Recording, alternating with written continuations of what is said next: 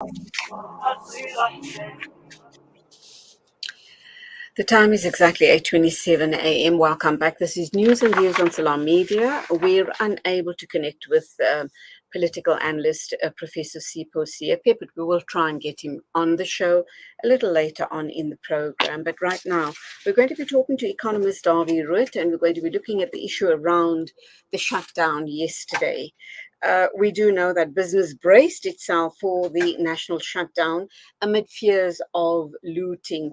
We also know that business experts encourage companies to come up with contingency plans to ensure that work continued during the national shutdown. They also called, obviously on the EFF to try and ensure that the protest is peaceful, that there's no looting and no damage to property, etc. We also are aware of the fact that the authorities confiscated over 24,000 tires all around the country, simply so that we didn't have a situation of burning tires around the country.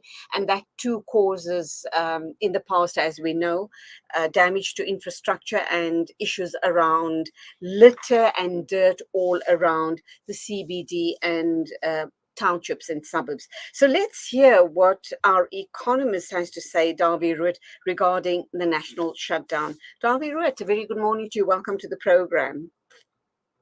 To you, thank you. Okay, so let's look at the issue. Let's start with Monday. We do know that the FTSE and the JSE all share index gained 2.4% on Monday, whilst the rand fell 0.2% against the dollar by late afternoon or late evening. That was obviously in anticipation for this looming national shutdown. Is that how you read it as well? No, not really. No, I think that the exchange rate of the currency, the rand, at the moment, and what happens on the financial market is more a function of what's going on in the United States. At the moment, as we know, in the United States, there are some major issues as far as banks are concerned. Yes. And I think financial market players are far more concerned about that than what's happening in South Africa. Of course, local political developments or the shutdown certainly could have had a bit of an impact on the financial market. But overall, I would say what is happening on the financial market today is more a reflection of what's happening in the United States, particularly, but of course globally as well. So no, South Africa certainly did not have much of an impact on the financial markets yesterday. Okay, we also know that businesses braced, those that decided to remain open, braced themselves for the shutdown. People took all the necessary measures to ensure that there would be no looting, etc. We also know that SAPs were in full force, and possibly that also deterred the criminal element or those very feisty EFF supporters who may have stepped out of line, so to speak. All in all, how do you view the shutdown yesterday, and what do you believe, how much has it cost our economy regarding that one-day stay away or partial shutdown? Lots of analysts are saying that it wasn't a success. Julius Malema is claiming that it was a resounding success. Yeah. Well, of course, he will claim that. That's what politicians always do. But, from an economic point of view, today is a public holiday. Many people actually took a long weekend. They would have taken a long weekend in any event. Many schools, I think all schools were closed in any event. So I don't think it really had an impact on the economy, hardly at all. So apart from the fact that it was basically a long weekend, we know that we in South Africa are quite good at managing and sort of adjusting by things like, for example, shutdowns and a lack of electricity and so on. And I'm pretty sure that most businesses put plans in place in order to catch up with some lost productivity in the rest of the week. So I don't really think it had much of an impact on the economy. But having said that, there are two factors that I think are important to highlight. The one is that South Africa is not seen as a very attractive investment destination.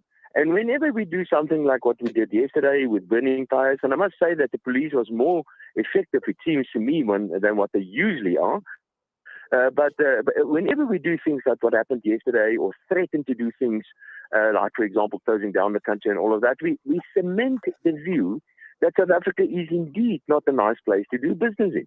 So local investors and international investors, because of these sort of developments, they're going to say, listen, but I don't want to invest in a country where they threaten to burn stuff down or to close the economy down. I'm rather going to go to somewhere else, Indonesia or Malaysia or whatever the case might be.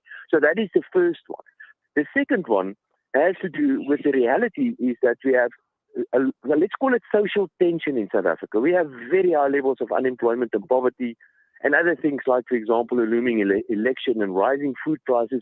This is a country that is, you can touch the social tension in a country. And what I'm concerned about is that a small match somewhere can put the whole thing ablaze.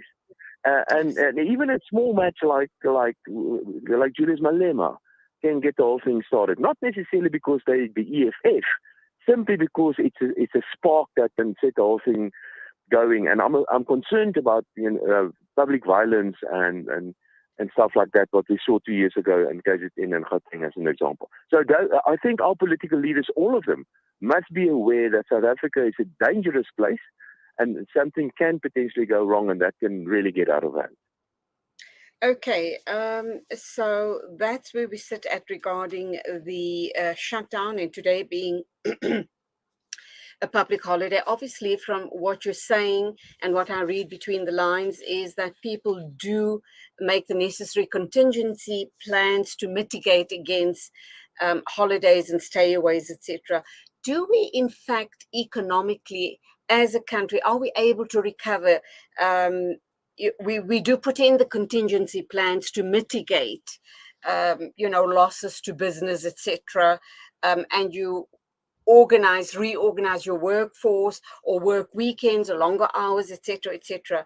Do we break even, or do we still find that we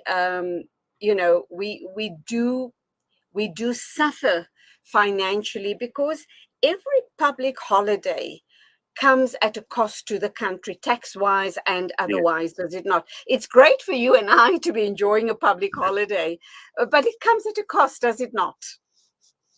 Without a doubt. In fact, my view is that we should not have any public holidays whatsoever. It should be a matter between employer and employee. They can decide how many public holidays they want. We've got people with so many different religions and cultural groups and all that in the country. I don't think we should have any, not even national public holidays like some sort of national day. But that's another debate. Yes, yesterday, certainly is not going to impact on the economy hardly at all. But it is business as always, business as usual, and it will be easy to catch up lost production quite easily and quickly as well. More importantly to the South African economy is that this economy hasn't been growing for most of the past 10 years or so on a per capita basis. This year, I expect economic growth close to zero or even below zero. And if you keep in mind that the population is growing at more than 1%, 1.2, 1.3% or so, it's very clear that on a per capita basis, we will be getting poorer in South Africa. Now, people are unhappy about these sort of things, and part of the reason why the EFF organized what they did yesterday is because they are unhappy about things like, for example, a lack of electricity. And the reason for that has to do with a government in South Africa that has done immense damage to the South African economy. But I don't think the right way to go about this is to organize a strike and to bring the economy to a standstill. The right way to go about fixing this problem is to do what you have a right to do, and that's to vote out this government, which has caused all the damage, and vote in another government. That's the correct way of doing things. That's what you do in a civilized democracy, and don't go about disrupting the lives of other people and bring the economy to a standstill. But I must say, I have a lot of sympathy with people that are unhappy with the state of the South African economy, of the state of South Africa as it is. And the main reason why we are where we are today has to do with the government that's really done a horrible job in putting the right policies in place to get this economy to grow. Okay, my final question then, Darby, for the layperson listening to us this morning, how do we break it down and explain to them? I mean, let's assume they work at a factory or a warehouse or whatever the case may be. And when we have situations like this looming, public holidays, protests, actions, stayaways, etc., etc., the industry, industry bosses normally, as we've spoken just now, they would put in place contingency plans so that they don't lose hours. Production will be made up either in overtime or weekend work, etc. But we also do recognize that there is still a loss to the economy. How do we explain that? What is that loss? How do we come by that loss?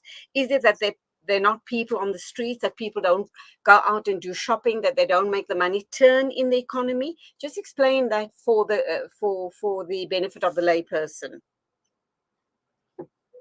Simple terms, what has happened because of, well, not only yesterday, but with what is happening in South Africa at the moment, is that we have very high levels of unemployment because the economy is just not growing. And what I mean by economic growth is a production of goods and services. So if we don't make stuff and if we don't provide services in the economy, and if we undermine that in one way or the other, then the eventual outcome of that is going to be an increase in poverty and an increase in unemployment and all these bad things that we all do not want. So how do you fix that?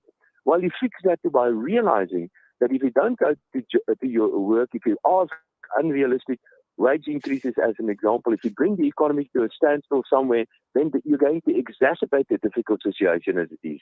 Don't do that. Understand that in the end, if we all want proper jobs and we want everything that goes with a good life, then we have to get this economy to grow. And all leaders, in fact, and all workers in the country must be aware of that if you stop this process called economic growth, the price we're going to pay is not a nice price. And in fact, we're already paying the price for weak economic growth, and that by way of high levels of unemployment and poverty and so on.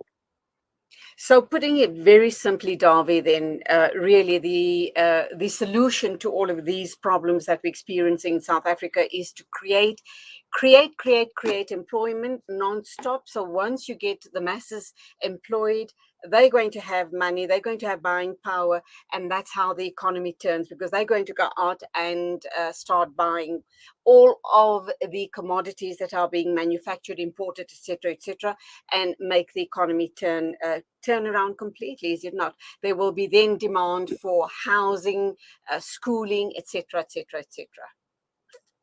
Well, the job creation part that you just mentioned, that's a completely different debate. I'm not really in favor of job creation as such, but we need a couple of minutes to talk about that. But what is important is economic growth. Economic growth is important because that will eventually lead to job creation. But don't try to create jobs. Try to create economic growth, and jobs will be result. The emphasis must be on economic growth as such. But actually, we don't have an economic problem in South Africa. We know how to fix the economic problem. It's relatively easy to do that. But what we do have is a political issue. We've got a political problem because the government in South Africa is putting the wrong policies in place, and that's the reason why the economy is not growing. So perhaps we have to look at it slightly differently and say, listen, it's more about politics and perhaps less about the economy. Absolutely. We'll pick up on that idea the next time I have a chat with you on the show. Dawie Rood, economist, thank you indeed for your time and your insights regarding the national shutdown and the impact on the South African economy. Thank goodness it's been minimal, if at all. Always appreciate your insights. Thank you. Go well and enjoy the rest of this wonderful holiday. Thank you. The same to you. Thank you. It is exactly 8:41, news and views right here on Salam Media. Naeem Jina is standing by to talk with us regarding the ICC arrest warrant for Vladimir Putin. Does it mean anything at all? I don't know. We will talk with Naeem in a minute or two, so do keep us company right up until 10 o'clock on the show. It's 8:41, news and views on Salam Media. Rejuvenating